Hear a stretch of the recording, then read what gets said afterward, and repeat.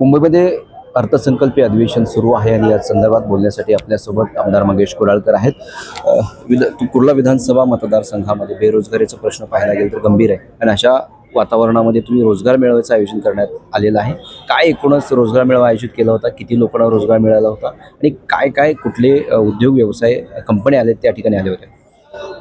आपला सर्व नागरिकांची एक मागणी होती की साधारणतः बेरोजगारांसाठी काहीतरी आपण एक करूया आणि त्या पद्धतीने आपण जवळजवळ 140हून अधिक कंपन्या आज आपण त्या ठिकाणी आणल्या आणि जवळजवळ 500हून अधिक बेरोजगारांनी या संधीचा लाभ घेतला. अधिक युवक युवती ह्याच्यामध्ये सहभागी होते आणि कुर्लातीलच नव्हे तर मुंबईतून संपूर्ण युवक युवती या मेळाव्याला उपस्थित होते आणि अत्यंत यशस्वी हा मेळावा झाला.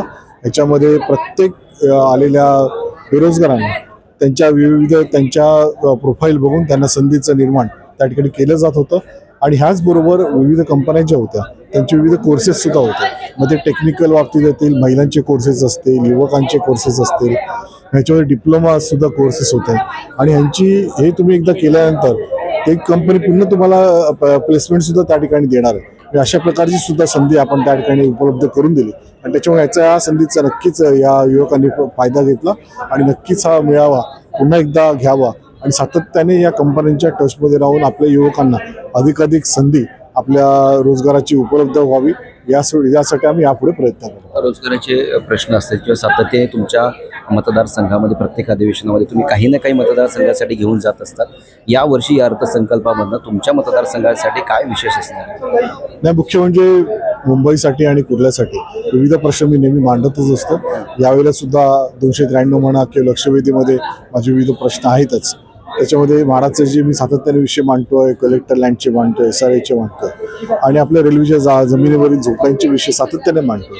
तर याचं फॉलोअप माझं संपूर्ण चालू आहे. त्यामध्ये म्हाडा आणि कलेक्टर लँडमध्ये आपण यशस्वी झालेलो आहोत. फक्त म्हाडामध्ये आता शुरेज लाईनचा एक विषय आहे.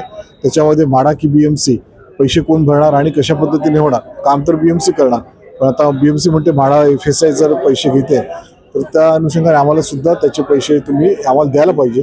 त्या अनुषंगाने तो एक विषय मी या ठिकाणी घेणार आहे.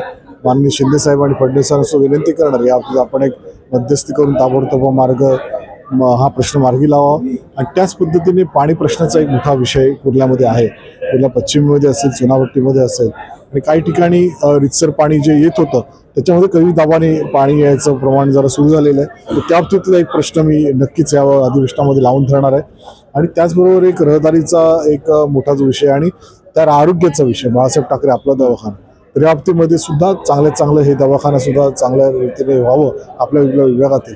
त्यासाठी सुद्धा हा प्रश्न माझे प्रश्न यासाठीचे असणार आहे. ठीक आहे, धन्यवाद. तुम्ही आमची संवाद साधल्याबद्दल. हे होते कुर्ला विधानसभेचे आमदार मंगेश कुडाळकर. मी गुणवंत दांगा, DRV न्यूज, मुंबई.